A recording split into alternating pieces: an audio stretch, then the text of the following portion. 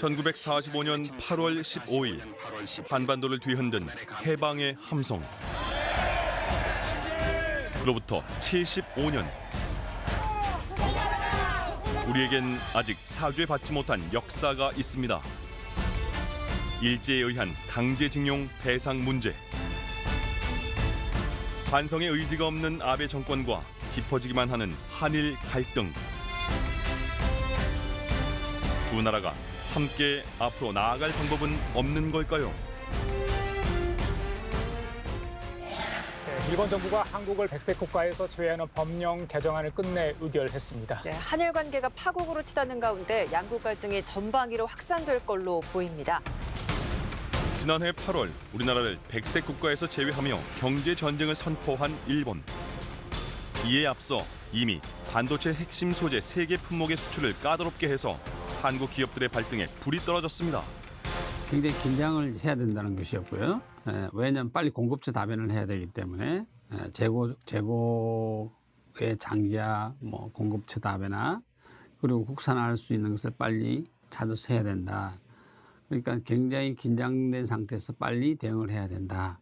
아무래도 그 이전에 없던 일이기도 하고요. 그리고 보통은 수입 규제를 하지 수출 규제를 하지는 않습니다. 수출 규제는 그렇게 흔하게 있는 일은 아니고요. 아무래도 이렇게 사례가 많지 않고 또 어디까지나 이게 정치적 배경으로 이뤄진 일이기 때문에 파장력을 예상할 수 없었기 때문에 많은 우려가 있었던 거죠. 대화와 타협이 통하지 않는 두 나라. 결국 우리 정부도 태세를 바꿔서 강경하고 단호한 자세를 보이기 시작합니다.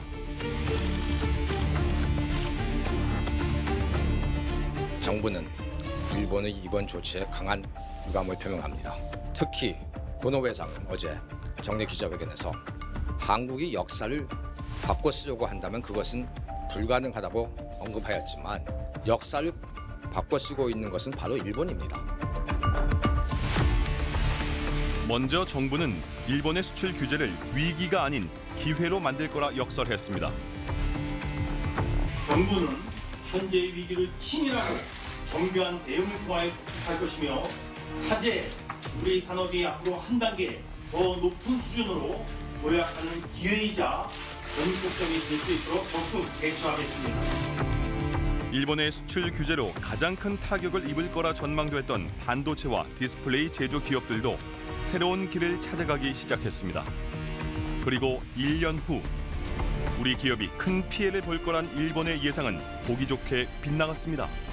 여러 가지 이유가 있겠지만은 수출 규제가 가장 심각했던 그 수출 규제 7월부터 10월, 11월까지 이 동안에는 이제 기업들이 기존에 가지고 있던 재고 물량이 어느 정도 있었고 그걸로 버티는 상황에서 일본에서 직접 수입이 안 되니까 이제 다른 나라를 통해서 우회적으로 수입이 오는 거. 그와 동시에 이제 국내에서도 조금씩 국산화 테스트를 하면서 이런 것들이 이제 맞춤 대응이 됐다고 볼 수 있는 부분이죠. 결과적으로 보면 수출 규제 1년을 거쳐오면서 사실상 그 우려했던 피해는 한 건도 없었다라고 평가를 하고 있습니다. 반도체 핵심 소재 세 품목의 수입 비중은 어떻게 변했을까요? 포토레지스트의 경우에 수입처를 다변화하면서 베일 수입액이 소폭 감소하기 시작했습니다. 플루오린 폴리이미드의 경우에 베일 의존도가 90% 이상 유지되고 있지만 국산화가 상당 부분 진행됐다는 평가. 그리고 불화수소는 전체적인 수입도 줄고 일본으로부터의 수입 비중도 대폭 낮아졌습니다. 지난 한 15년간 반도체를 든다고 하면 소재의 국산화율이 약 한 45%, 그다음에 장비의 국산화율이 한 18% 정도로 15년 동안 정체가 됐던 겁니다. 이제는 우리가 할 수 있는 항목을 찾아서 해야 되겠다. 어떤 면에 15년 동안 잠자고 있었던 우리 국내 소부장 업체에 눈을 뜨게 만드는 그런 계기가 되었던 것이고요. 1년의 결과는 한국이 승기를 잡은 모양새입니다. 그러나 최근 강제징용 일본 기업의 자산 매각 절차가 진행되면서 일본의 제2차 경제 보복이 우려되는 상황. 사실상 수출 규제, 그러니까 전략물자 수출 규제에 대해서는 일본에서는 이제 딱히 선택지가 많지 않은 건 사실입니다. 실제로 1년 동안 해봤는데 한국에서는 큰 피해가 없었거든요. 지금 여기에 뭔가를 더해서 한다고 해도 일본 정부가 노렸던 어떤 결과가 나타나기보다 오히려 한국에 더 좋은 역풍을 맞을 수 있기 때문에 선택지가 많지 않다고 표현할 수 있는 부분인 것 같습니다. 어떻게 보면 일본이 이제 이런 상황을 뭔가 역전하려거나 다른 국면을 모색하려고 한다면 아예 다른 방식의 어떤 외교적인 방법을 모색할 수는 있겠죠. 근데 아직은 어떤 식이 될지는 구체적으로 나온 건 없는 것 같습니다. 이런 현상은 산업 분야뿐만이 아닙니다. 일반 소비재에서도 우리 국민들의 적극적인 일본 제품 불매 운동이 일어났는데요. 그 결과 지난 1년 일본산 소비재 수입액은 다양한 분야에서 크게 감소한 것을 확인할 수 있습니다.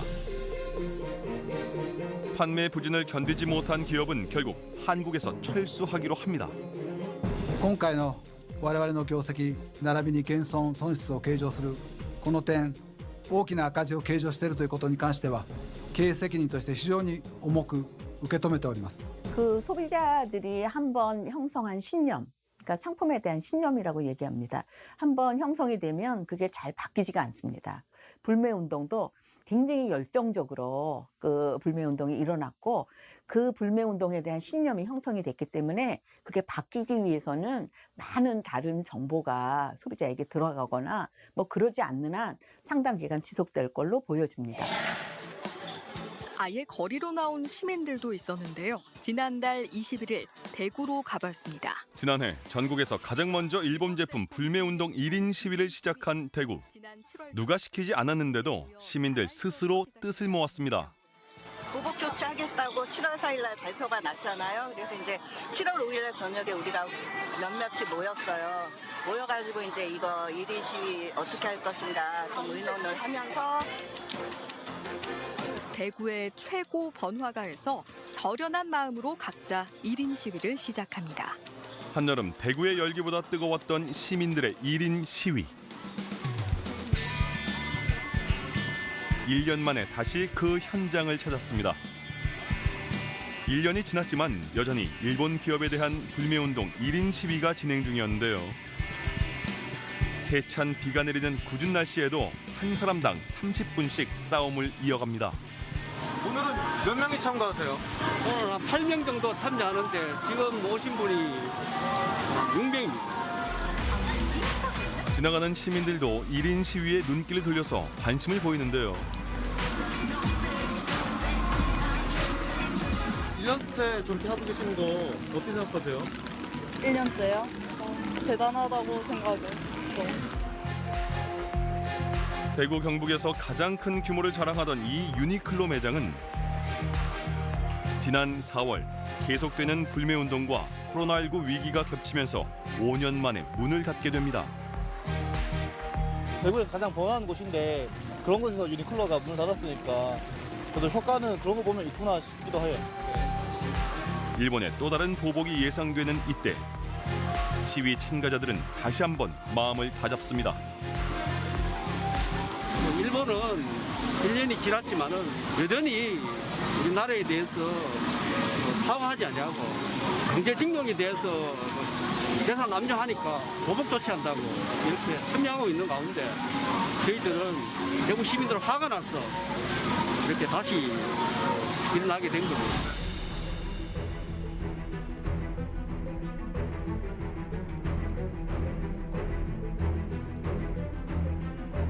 재작년 10월 대법원은 일제 강제징용 피해자 4명이 일본 제치를 상대로 낸 손해배상 청구 소송 제3고심에서 해당 기업이 피해자들에게 1억 원씩을 배상하라고 판결했습니다. 이 사건에서 문제되는 원고들의 손해배상 청구권은 일본 정부의 한반도에 대한 불법적인 식민 지배 및 침략 전쟁의 수행과 직결된 일본 기업의 반인도적인 불법 행위를 전제로 하는 위자료 청구권, 이른바 강제동원 위자료 청구권입니다.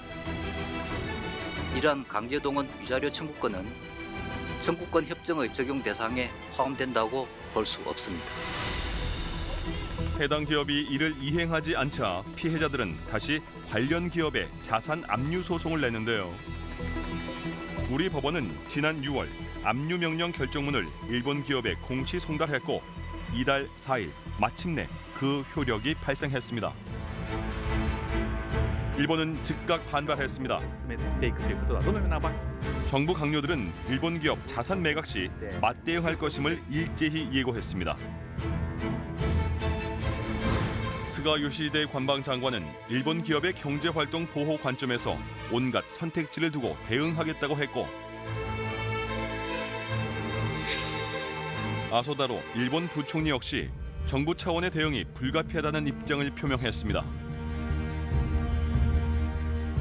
일본 제철도 지난 7일 대구지법 포항지원에 즉시 항고장을 제출했는데요. 모두가 예상했던 일본의 시간 끌기 작전이지만 이를 두고 다른 해석도 나오고 있습니다. 즉시 항고라고 하는 것은 두 가지 의미를 갖습니다. 한 가지는 판결 내용에 대해서 불복한다는 그런 메시지이고, 그렇지만 또 한 가지 우리가 좀 생각해 볼 문제는 그동안에 일본 기업은, 일본 제철 측은 이 한국의 대부분 판결을 무시하는 전략으로 있었습니다. 만일에 일본 기업 측이 만일에 항고를 한다고 한다면은 한국의 법률 절차에, 사법 절차에 일본이 들어온다는 얘기거든요. 현금화는 늦을 수도 있지만 이 사법 체계 안에서 뭔가가 이루어질 가능성이 있다라고 하는 거죠. 그러니까 기나긴 싸움의 근원을 거슬러 올라가면 1965년 한일 청구권 협정이 있습니다. 5.16 쿠데타로 정권을 잡은 박정희는 일본을 방문, 국교 정상화에 합의했고 김종필 중앙정보부장이 협상에 나섭니다.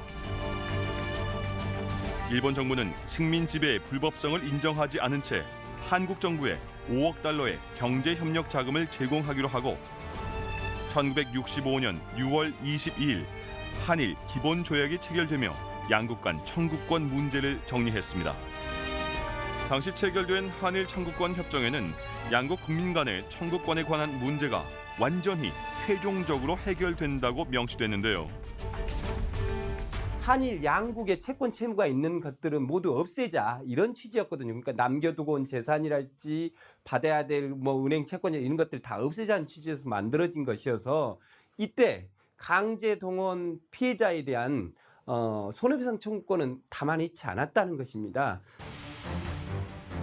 그리고 이는 1910년부터 1945년까지 35년에 걸친 일본의 우리나라 식민 지배에 대한 양국 간의 시각 차이에서 비롯됩니다.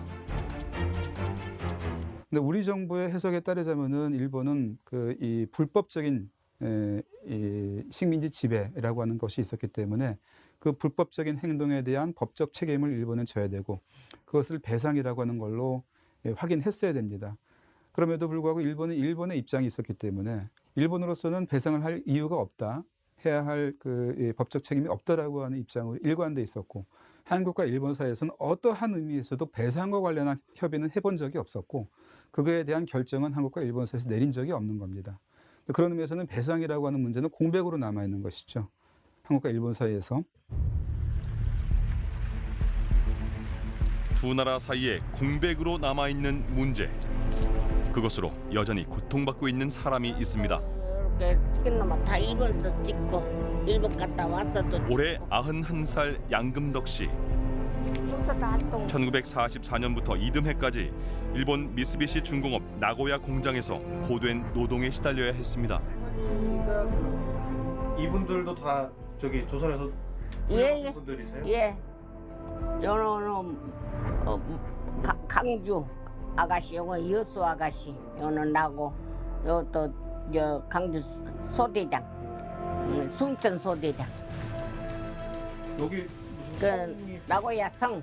나고야 성 앞에서? 예. 이 사진만 보면 무슨 그냥 수학여행 간 것 같네. 막 가갖고 며칠은 다 이런 데로만 좋은 데로만 구경시켜주고 그랬어. 그렇군요. 응. 관광을 시켜줬네요, 처음에는. 그러니까 우리가 속 없이 다 잘했다, 우리 좋은 데로 왔다 했지. 했더만 그러고는 다 구경시켜주고는 이제 공장에로 듣고 가서 일만 써빠지 시켰지.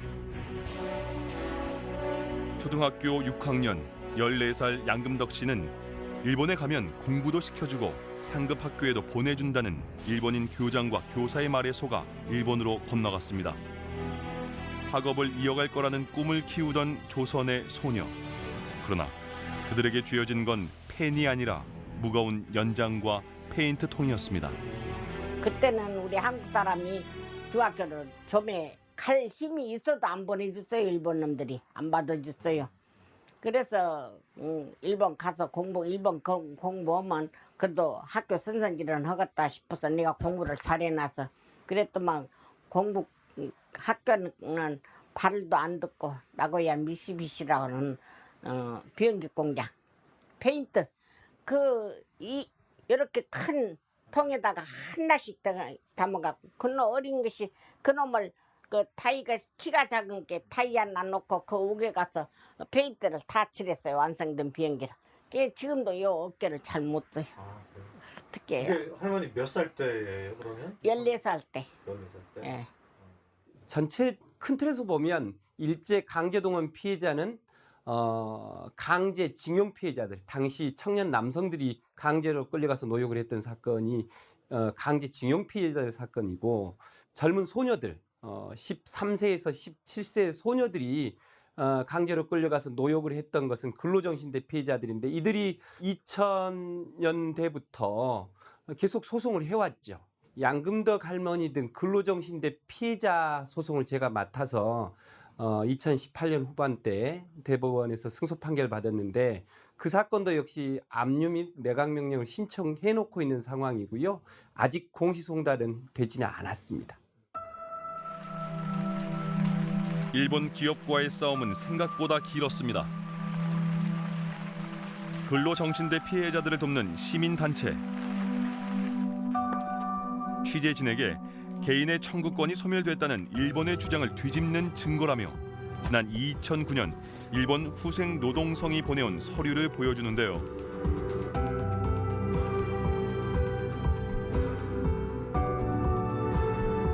연금은 당시 일본 5인 이상 사업장은 의무적으로 가입해 있었던 제도이거든요. 강제징용 피해자들이 일본에 있는 동안 본인도 모르게 가입돼 있던 후생연금 기록입니다.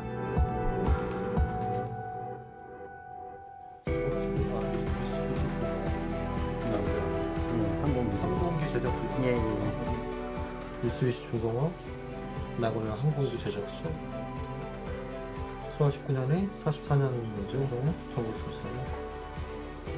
소아 20년까지. 그런데 64년 만에 피해자들에게 지급된 탈퇴 수당 액수 자체도 문제였습니다. 나는 내 돈 여름이라도 다시 물어보려요. 걸어보내줄까요? 일본 후생연금이 지급한 탈퇴 수당은 99엔, 우리 돈으로 1,300원. 피해자들은 또 한 번 분노합니다. 64년 후에서야 지급을 하면서 45년도 당시의 액면가 그대로를 지급을 한 것입니다. 그동안 64년 동안은 화폐 가치 변동이나 물가 변동 이런 것들을 전혀 고려하지 않은 채, 그러다 보니까는 아이들과 아이스크림 하나 값도 못 되는 피해자들로서는 대단히 모욕적인 이런 처분이 있었던 것이죠. 그러나 이 작은 금액의 일본 후생연금 탈퇴 수당은 커다란 의미를 갖습니다. 일본의 주장대로라면 한일 배상 문제는 1965년 한일 청구권 협정과 함께 최종적으로 해결됐어야 하는데 99엔이 이를 뒤엎은 겁니다. 일본은 지금 대법원 판결 때문에 지금 갈등이 있습니다만은 65년 청구권 협정에 의해서 모든 것이 끝났다라고 하는 주장이잖아요. 그러면 금액 크고 작고를 떠나서 이것을 지급했어야 될 이유 자체가 없는 것이죠. 예. 더군다나 의미가 있네요. 액수는 작지만. 그렇습니다. 예. 이제 그런 점에서 이걸 일부러 청구를 해서 지급을 받는 사례를 남긴 것입니다. 예. 일본이 개인 청구권은 다 소멸됐다 얘기하는데 그거에 대한 반증이네요. 그렇죠. 식민 지배에 대한 반성 없이 교묘하고 치밀한 방법으로 책임을 회피하고 있는 일본. 우리가 일본의 원죄를 따져 물어야 하는 이유입니다. 최대한 시간을 끌면서 아주 지능적인 방식으로 이렇게 지금 소송에 임하고 있습니다. 예, 어쩌면 당사자가 한 분이라도 돌아가셔서 소송 제기 자체가 힘을 갖지 못하도록 하고 있는 방식이라고 생각할 수 있습니다. 어떻게 보면 대단히 반인륜적인, 있어서는 안 될 행위를 하고 있는 것이죠. 예. 예나 지금이나 반인륜적인 행위로 일관하고 있는 일본. 그러나 지금까지 일본의 모든 정권이 과거 침략국으로서의 과오를 부인한 건 아닙니다. 1993년 위안부 강제 동원을 인정하고 사과한 고노 담화가 있었고 2년 뒤인 1995년 종전 50주년을 맞아 식민지배 하에 있었던 나라들의 사죄를 표명한 무라야마 담화가 발표됐습니다.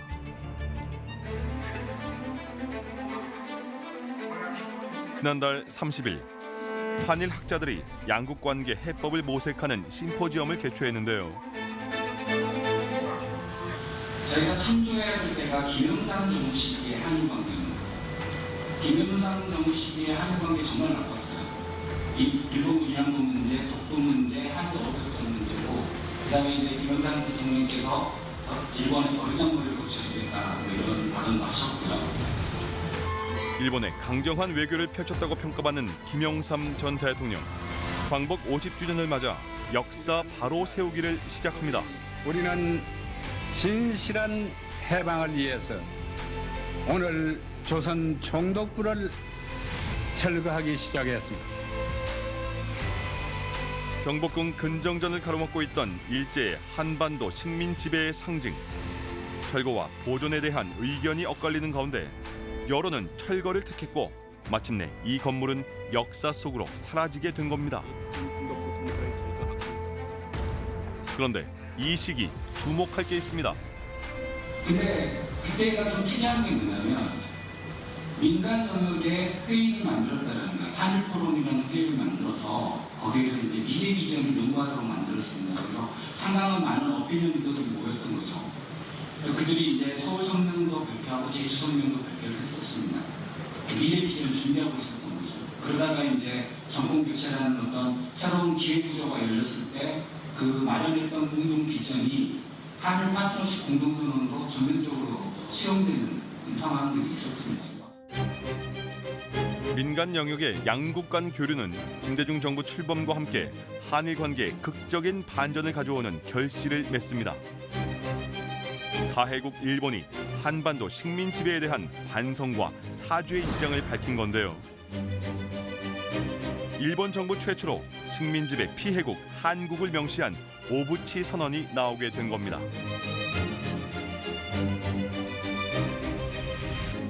처음으로 한국 국민을 지칭을 해서 한국 국민에게 이 식민지 지배 사실에 대해서 인정을 하고 사죄 반성을 했던 것이 98년도 김대중 오부치 선언이었던 것입니다.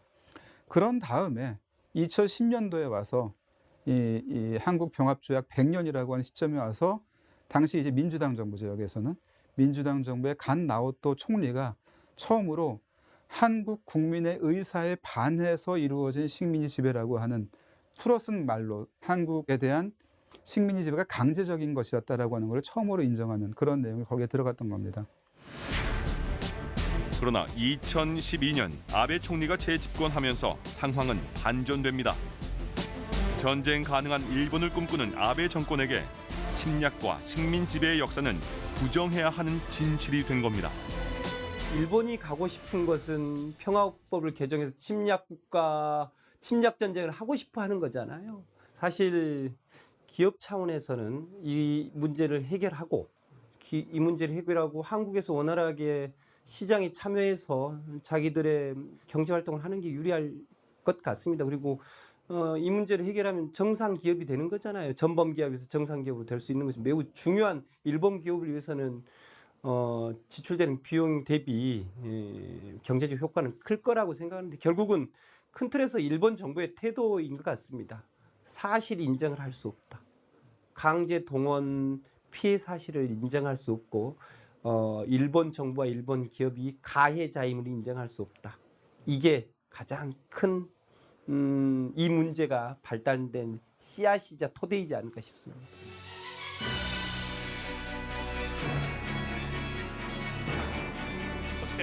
강한 일본을 주장하며 군국주의를 향해 가고 있는 아베 정권. 그에게 역사에 대한 책임과 반성은 찾아볼 수 없습니다. 악화되고 있는 한일 갈등. 과거 협력 관계로 돌아가기 위해선 지난 시기의 사죄와 반성을 넘어 식민 지배의 불법성을 일본이 스스로 인정하는 게 필요합니다. 여전히 일본은 마지막에 한 이 마지노섬처럼 얘기하고 있는 것은 불법적인 것은 아니었다라고 하는 것을 지금도 강변하고 있습니다. 1910년 조약이 불의하고 부정의하고 정의롭지 못하고 부당한 것이었지만 부당한 것이었지만 그럼에도 불구하고 법적으로는 유효하게 체결된 것이다라고 하는 게 일본 정부의 입장입니다. 일본이 정말로 그 식민지 지배의 불법성이라고 하는 거를 마지막 하나 남은 그러한 그 원스텝을 일본이 인정하지 못하고 있는 게 지금의 일본의 외교의 현실인데, 어떻게 보면 지금까지 그 한 10걸음 가야 되는 것 중에서 9걸음까지 간 거거든요, 일본은. 마지막 한 걸음을 가지 못해가지고 우리로부터 평가를 받지 못하고 국제사회에서 전혀 평가를 받지 못하는 그런 어리석은 외교를 일본의 외교가 지금 하고 있는 거죠, 아베 외교가. 근데 저는 그런 의미에서는 일본으로부터 한 걸음 더 나아가도록 하는 그런 외교를 우리가 해야 된다고 생각합니다. 역사의 원죄를 벗는 길, 일본이 선택해야 합니다.